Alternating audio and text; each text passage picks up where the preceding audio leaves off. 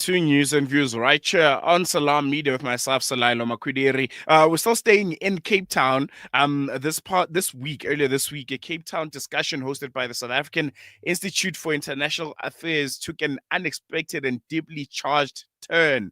Democratic Alliance MP Emma Powell, fresh from her visit to apartheid Israel, claimed there's no apartheid in Israel, sparking immediate outrage, not just in the room, but across the country and on social media. Her talk was rightly disrupted by Palestine Solidarity Campaign member Aisha Bagus, who called out Powell's silence on the genocide in Gaza, her refusal to condemn apartheid, and the funding behind a controversial trip to Israel.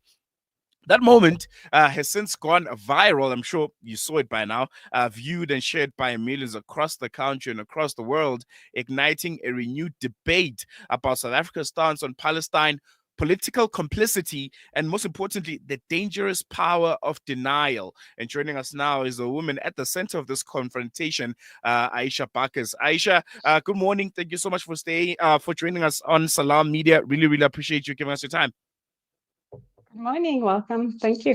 The pleasure is all ours. Aisha, as I was looking at that video, of that confrontation, and just how powerful you were, addressing Emma Powell. One thing was going through my mind. What was going through your mind when you decided to stand up and confront Emma at that very moment?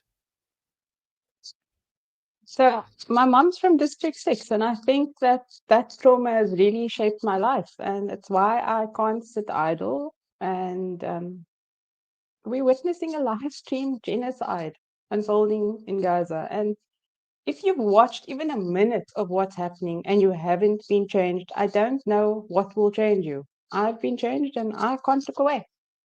Mm, mm, mm. Your testimony and that confrontation specifically have struck Mhm. a nerve.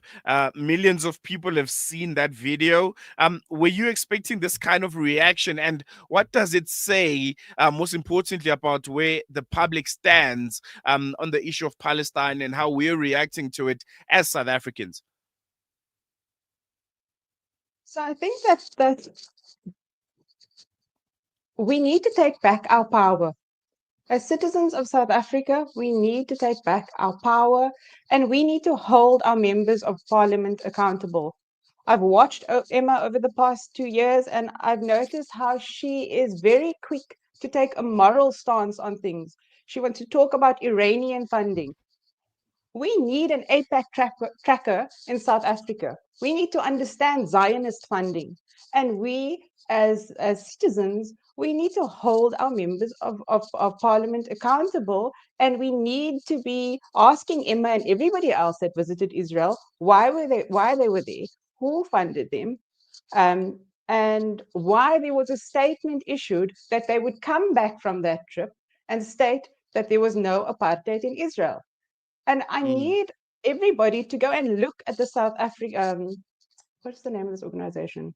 Mzansi, South Africa. mm, The Mzansi for Israel. You need to go and look at that organization because it's affiliated with the South African Zionist Federation. So, was it a propaganda trip that we're seeing? Lots of celebrities and people of influence are being paid for, they're going on paid for trips to Israel. So why is Emma Powell silent? Why is she now silent? Why is Liam Jacobs silent? They're mm, silent because Zionism is indefensible. So if you mm, could talk me through the experience of yesterday, it was actually a group of just ordinary citizens, moms who were tired of seeing the barbarity coming out of Gaza, and we decided that we wanted to hold Emma accountable. So we went to her event. Um, the crowd was very interesting. I would say that 95% of the crowd were white people, and I would mm. say 90% of the people in that crowd were over 55. And I actually had a call with 786 this morning, and the presenter said to me that is actually a good reflection Yeah, because definitely. it means that the youth are not interested in what she's saying, mm, mm, which was profound for me. And at the end, when I walked out, there were two younger girls who happened to be there. They were university students, and they came to hug me and said, "Thank you for speaking up." So Emma, I think, had recognized us up front, and she said that she knows that there are people in the crowd that want to discuss the trip to Israel, and she will do it later on. And she mm, spoke at length about democracy and civilization and liberal values. And I mean, it's a hypocrisy. I mean, she just went to Israel. What is she talking about? What are mm, those people in that room that pretend to be civilized society are not? And we need to stop allowing them to pretend to have the moral upper hand, because they don't. They support genocide. They support apartheid. And mm. Emma, once we disrupted her, she she left the room. She left the room on security concerns. The three women there speaking out. She had security concerns. There were protesters outside that were chanting, and she never came back. So she didn't actually answer us. And eventually we left the room. Mm, mm. You made a very, very powerful point about Emma's selective empathy. And I just want to quote you here. You said her empathy follows the color line. Um, how do you believe race and double standards influence how conflicts are viewed, especially in mainstream politics? So Emma's stance on Ukraine is quite clear. If you follow her on social media, she speaks out with clarity, with conviction, and with massive empathy for Ukrainian people, just like John. John Mm, had a visit to Ukraine. Where is that moral clarity on Palestine? And I understand that killing civilians is wrong, and we can all agree to that. And she had that clarity for the 7th of October as well. But the after effect of the 7th of October, where is that clarity? Nothing justifies the 7th of October, but everything is justified after the 7th of October. She does not have that backbone. She is not standing up to powerful Zionist lobbies within South Africa, and she's not speaking up on behalf of justice. And I will call her out on that, because I know mm, I can go and sleep at night knowing that my conscience is clear, and she can't. And that is why I particularly took an image of the children in Gaza, starved, having their limbs cut off. I mean, there's reports about how they are deliberately targeted. How does Emma support that? How can any mm, politician in good conscience support the maiming of children? mm, mm, mm. Not acceptable. Um, there's a growing concern that South Africa's foreign policy on Palestine is being quietly undermined from within, and the fact that we have this government of national unity now in the picture, and essentially a party like the Democratic Alliance in governance. Do you think there's a coordinated effort to undermine solidarity, and how should us as citizens be responding to it? I mean, my first thought is that we shouldn't be voting for the DA. It is beyond me how affluent people in our community are thinking about service delivery when the DA's intention is to take away your constitutional rights. And that's what I believe will happen. I think that they are going to do whatever they can to appease the Zionist lobby. And the Zionist lobby is not there to ensure that our constitution stays intact and that we are treated as equal citizens. Otherwise, they wouldn't be doing what they're doing in Palestine. And Mm, so, first and foremost, we need to know what the DA is. You need to know your DA. And when you vote for them, you need to know what you're voting for. Emma's also blocked me on social media. I obviously wasn't aware about her trip to Israel, but I was at the Zionist conference in Hatfield Road, and the WhatsApp images came out from the police WhatsApp group where the mayor was asking them to track us using drones, track our number plates. And so, what does that tell you? What does that tell you about the DA?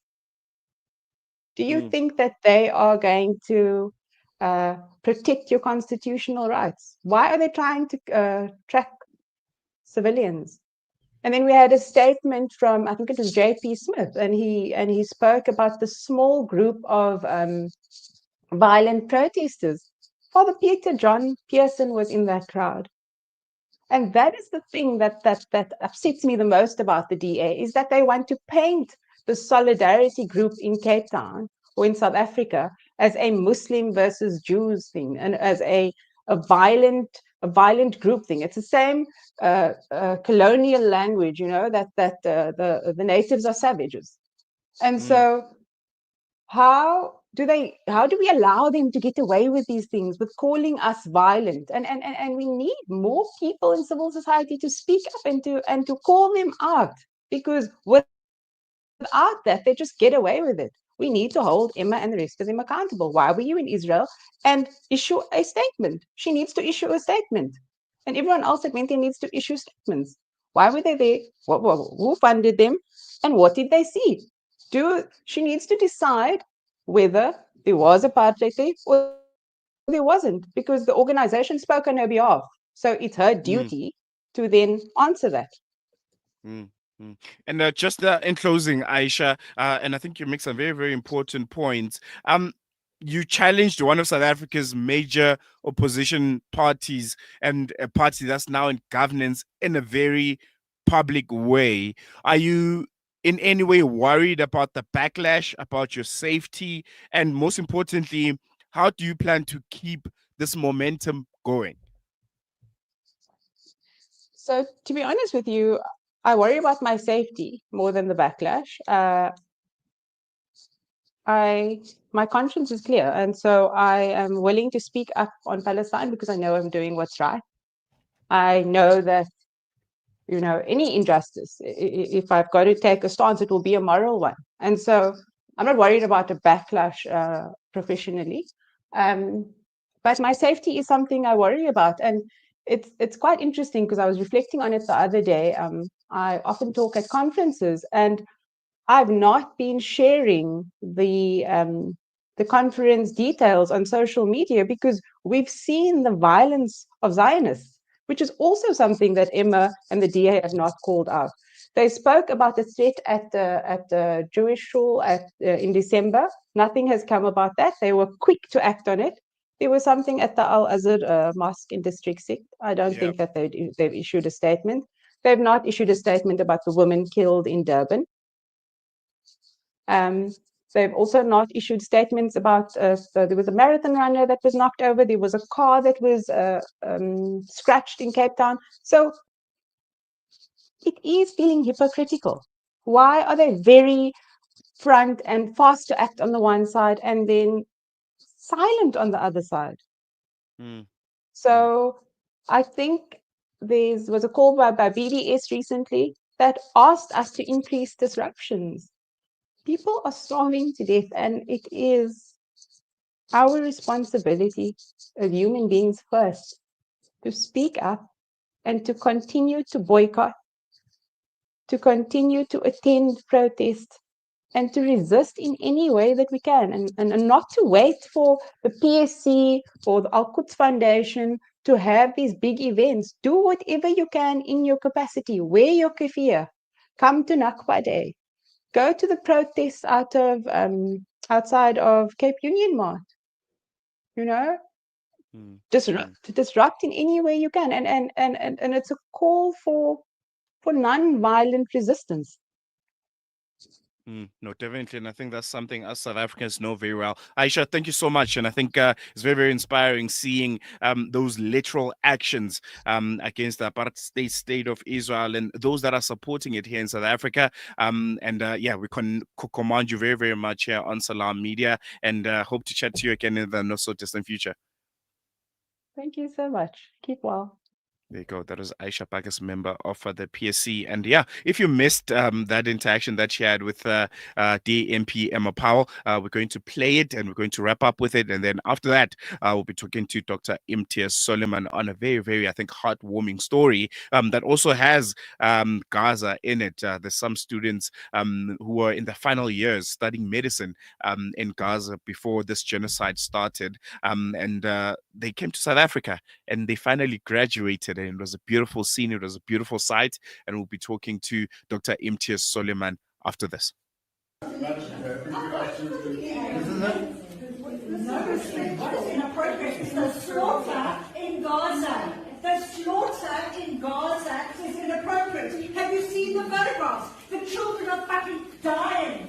Have you seen them? I voted for the DA. What was he thinking? Big deal.